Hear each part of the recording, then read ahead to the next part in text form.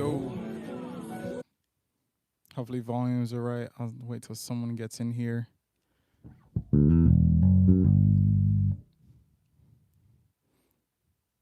We're going to break this down. Should I even wait for anyone to join? No, because I'm going to share the replay anyways. The fun thing about live streaming and doing things like this by yourself is that you talk to yourself. Yo! I don't have to talk to myself anymore. My guy, Emmanuel. So, I don't get to do the bells and whistles right now because I'm doing the live stream version of this, but I kind of want to just get you to concepts so that way we can break this video down from the request Monday. So, I'm going to get started. What's going on, bro?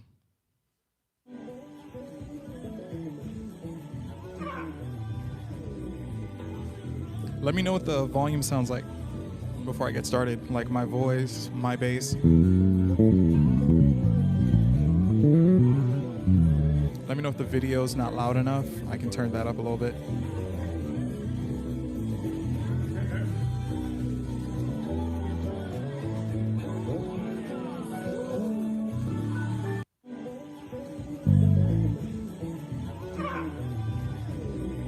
Let me know what the volume sounds like when you get a chance.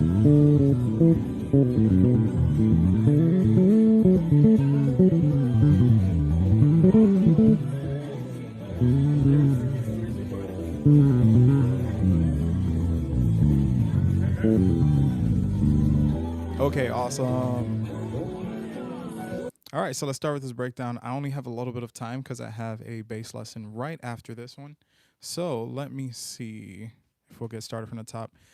He is kind of going crazy like the whole time. So there's no like home bass starting, and I don't want you guys to learn it like a lick.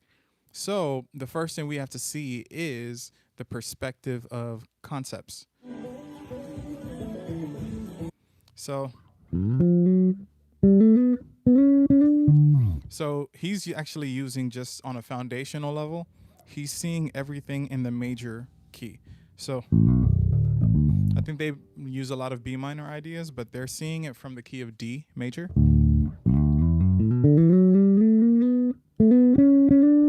But he's on the complete end of his bass. So let's get these notes. So first off, we got articulation.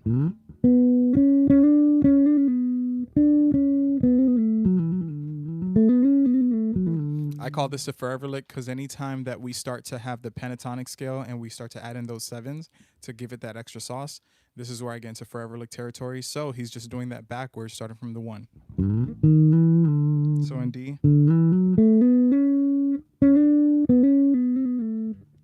1, 7, 6, 5.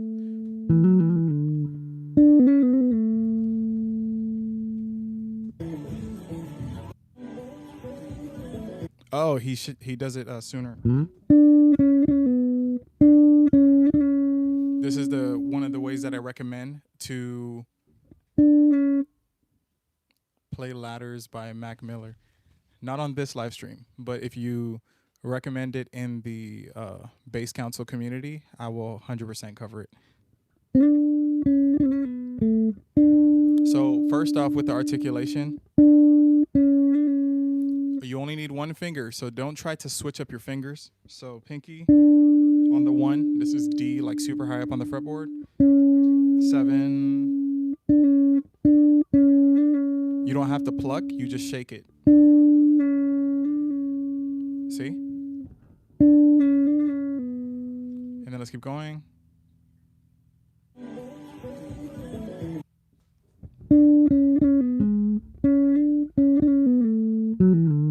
Right? 7, 6, 5, 3, 2, 1. Let's see what's after that.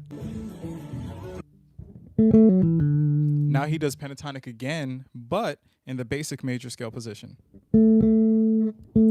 Just plucks it twice. Instead of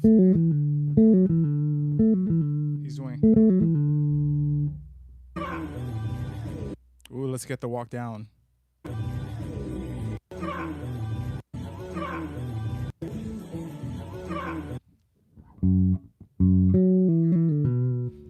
this is the best part. So now we get into the area of where now we're skipping around. He's doing only pentatonic ideas, but he's not starting from the 1. He's going all the way around. So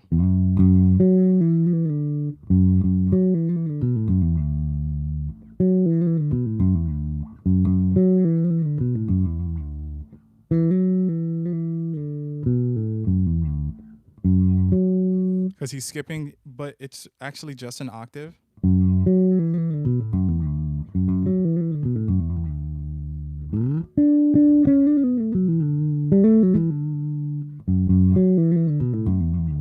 Right?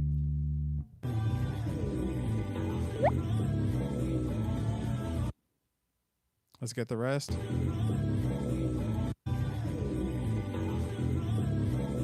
Woo!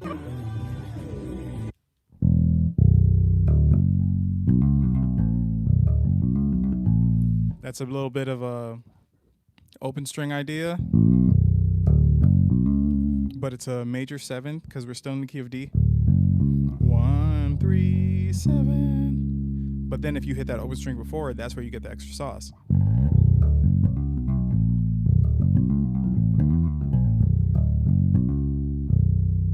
Open string B. 1, 3, 7, 6, 5. But he adds the articulation right before, so you get the tone. It sounds like craziness, but he's actually only tapping 1 note.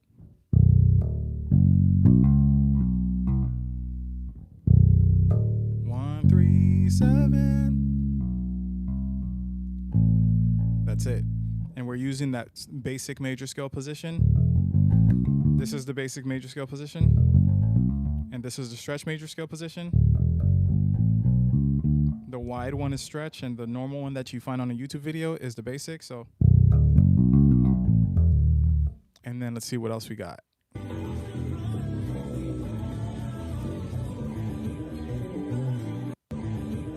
Woo!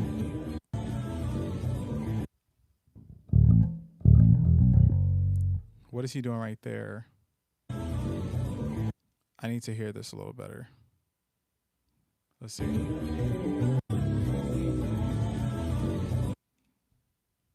Is it just octaves? Yes. He's playing the major scale walking up. That is hilarious.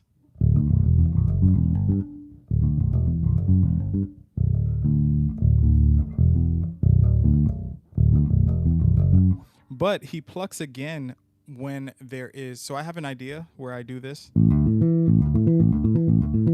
I use pretty much, I just use fifths or seeing it as nines, like 1, 5, 9.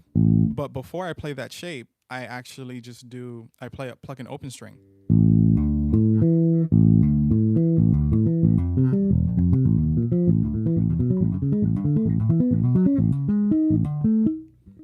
You get the concept? But he's doing the same thing, but only with 2 notes, and it's just the octaves. So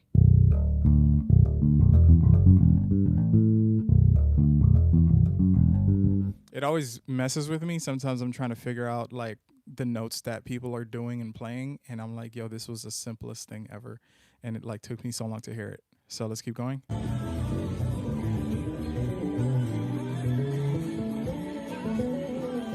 Ooh.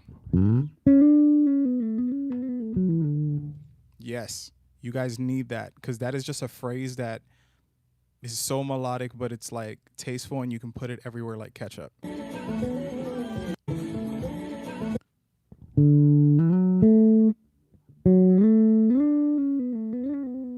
Let me see exactly the notes he did right before that, though.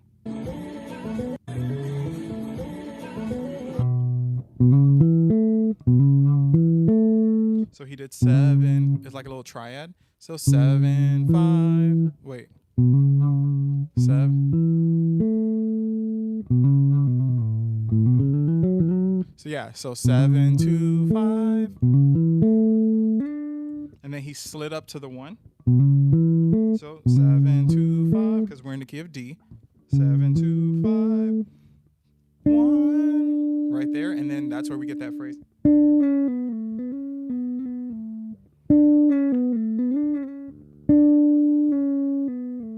So he's just walking down. Pinky, pinky. Pinky, pinky, index, index. Hammer on. 6, 7, 6, 7, 6, 7. So you can pluck it in between wherever it feels comfortable, but I prefer to not pluck it at all. Right? So let's see what else is after that.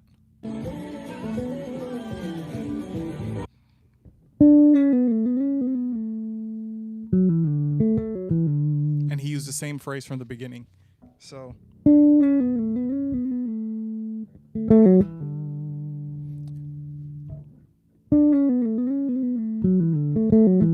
yeah.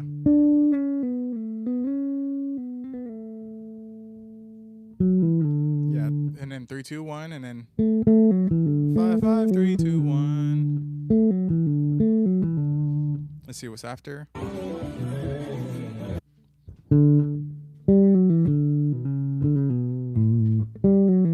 4, 3, 2, 1, but the shape is still the exact same as what he did from the 1. So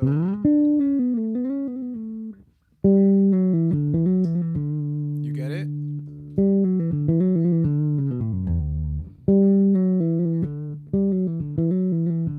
But once you understand the concept of how to add that articulation with those trills, as long as you know that there's 2 ways to see it, that kind of like solidifies the way, like everything that you're hearing him play, you have an option on how you want to play it.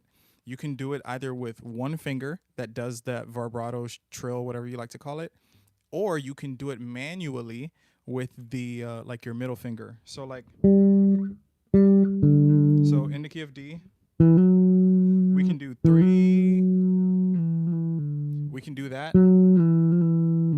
We can do that, like, so it's the same finger. Or you can do,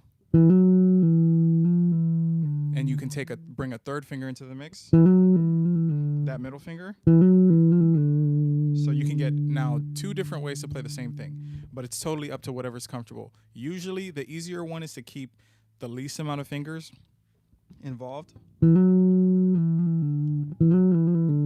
But I get a little bit more expression personally when I add in my middle finger.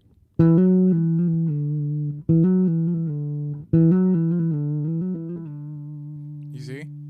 And most of these I'm doing them in 1 pluck most of the time. So let's continue.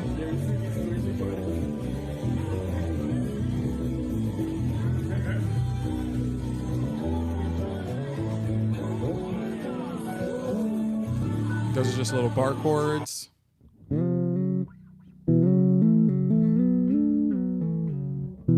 If you just play the pentatonic scale, but you just add 1 more finger in the mix. But now, with a couple minutes left, I actually want to just show you guys how I approach like just all this stuff.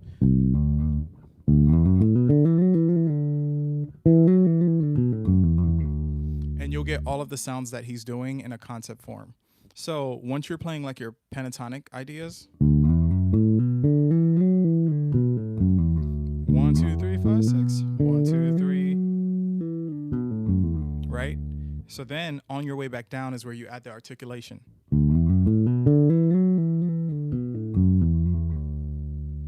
Right? So you have that one way of doing it. I'm going to do it the other way, where I only use 2 fingers in total.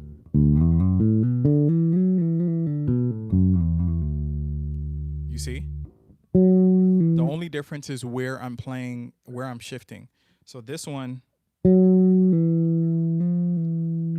I do it like that. The other one, I shift to play the second note. So 3, 2, only involves 2 fingers. I always recommend doing it that way, just so you can get the feel of what it should sound like. And then you can always make it more complicated and add more technique into the mix. It's the same thing like with anything you play. I prefer you to get, like when it comes to technique, try to just play the idea in whatever way that you can get it out. And then you can always go back after you know what it should sound like. You can watch your hands do it. You can now bring it you can include the other like ways of doing it later. For example, like not a lot of people can play with their index and pinky yet. So instead of just doing, if you're comfortable with your index and middle and ring finger, just do it like that. Why make it complicated? Get that down, and then in your own personal practice time, you can always, when you're done figuring stuff out, you can always be like, okay, now I need to strengthen my pinky. So now instead of using my index and ring, I'm going to make sure to use my index and pinky. And that's how you would get those things, your hand stronger, while still getting to play the things that you normally play at the same time. So now that we got that shape down, and these two different ways to play them,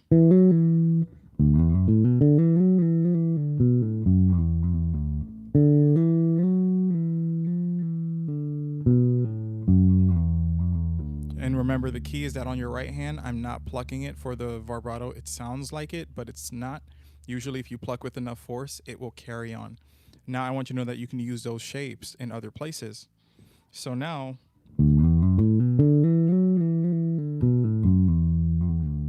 then you can do,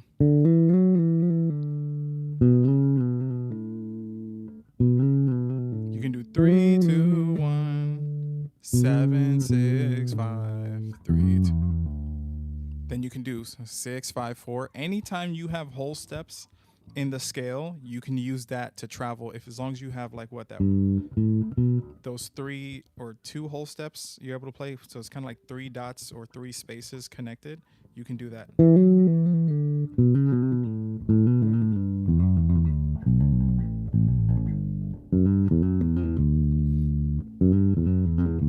Right? And you can also open that shape up as well. So like how he did it in one section in the video, he did 4, 3, 2, 1.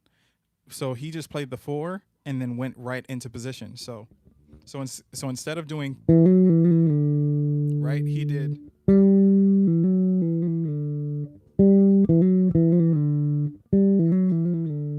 instead of just a box.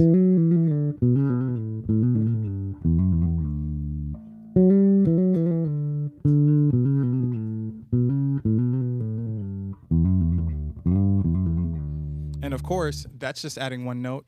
And you can actually do this when you add even more notes into the mix as well. So 4, 5, 3, 2, 1. That's how you end up playing, or how you heard him playing this stuff in this video, where it's like he's playing kind of the same concepts, but it sounds different every time. He's just adding one extra layer and moving the same shape to a different place. But in essence, it's still simple. So we have the basic 3, 2, 1. Then we have the other one, depending on if you want to play it like this or if you want to play it with 3 fingers. The other one requires you to shift a little sooner, so it takes a bit to get used to. Then we have how he did it, where he added one note after. 4, 3, 2, 1. Then I took it a little further so we can have it as a concept and not just as a lick. I did 4, 5, 3, 2, 1. Right?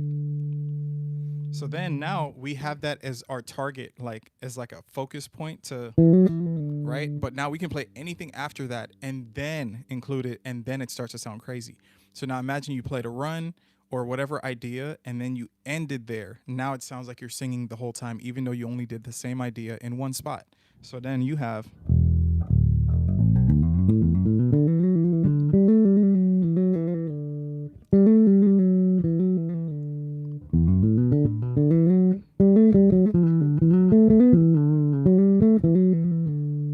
And you see what I'm getting at? So okay. That is the breakdown for today. Had to do it a live stream because I didn't want to miss it, because it was actually a really good one. But I got to jump on this bass lesson that I'm teaching right now. So you guys in the bass council community, bass community channel, you will get the replay as soon as I'm done with this lesson. So This one was actually pretty exciting because it kind of goes a little bit further than just the licks that he played. And you can actually use those concepts and articulation to express yourself in a lot more ways than just like what he did. So, all right, guys, see you on the next one. Stay tuned for more.